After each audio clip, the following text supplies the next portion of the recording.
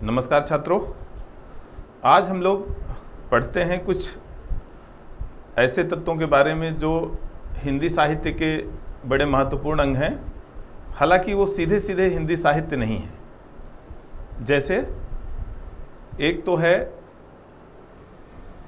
पुष्प।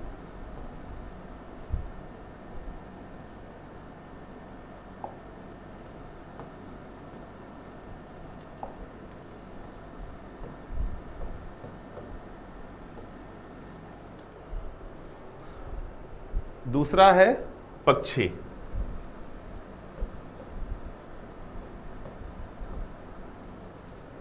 और तीसरा है ऋतु।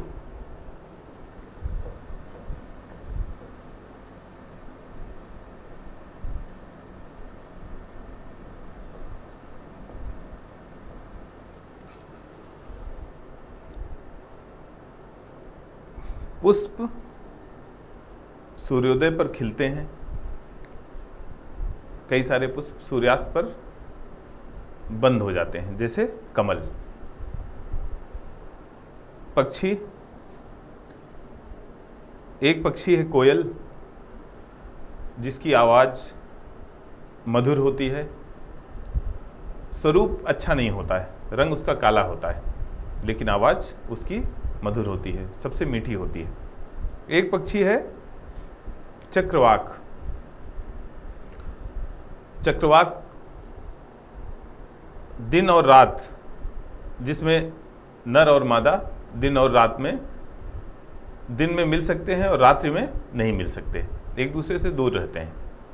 तीसरा पक्षी है सारस, जिसको कहा जाता है क्रॉन्च।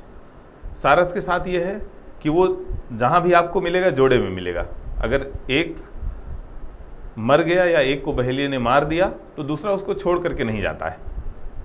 और कहते हैं कि जो आदि कवि हैं वाल्मीकि, उनकी कविता का प्रस्फुटन भी सबसे पहले क्रॉन्च में से एक के मरने पर हुआ था।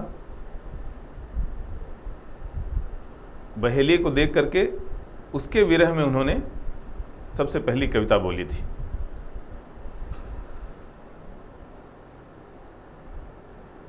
एक और पक्षी है तोता, जिसका कई सारे ग्रंथों में वर्णन हुआ है, जिसको याद किया जाता है किस लिए?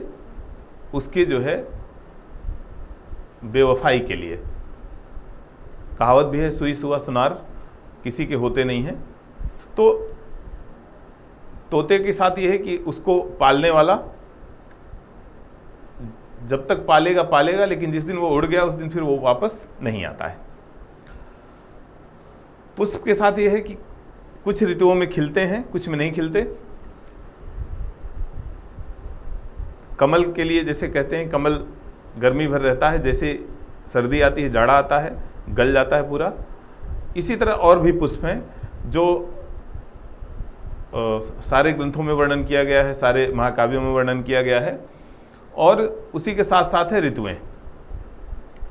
तो ऋतुओं षड ऋतु वर्णन के रूप में कई बार कई सारे ग्रंथकारों ने, प्राचीन ग्रंथकारों ने वर्णन किया है कि किस ऋतु में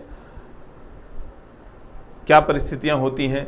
और एक चीज़ और है, जैसे खुशी में जो चीज़ें हमारे लिए आनंददायक होती हैं, ऋतुओं में जो चीज़ें हमारे लिए आनंददायक होती हैं, खास तौर से संयोग की स्थिति में, वही वियोग की स्थिति में हमारे लिए उसी तरह से नुकसानदायक कह लें या तकलीफदेह या हमको कष्ट प्रदान करने वाली होती हैं। इसलिए पुष्पों का, पक्षियों का और ऋतुओं का, इन तीनों का हिंदी साहित्य में बहुत अधिक महत्व है। धन्यवाद।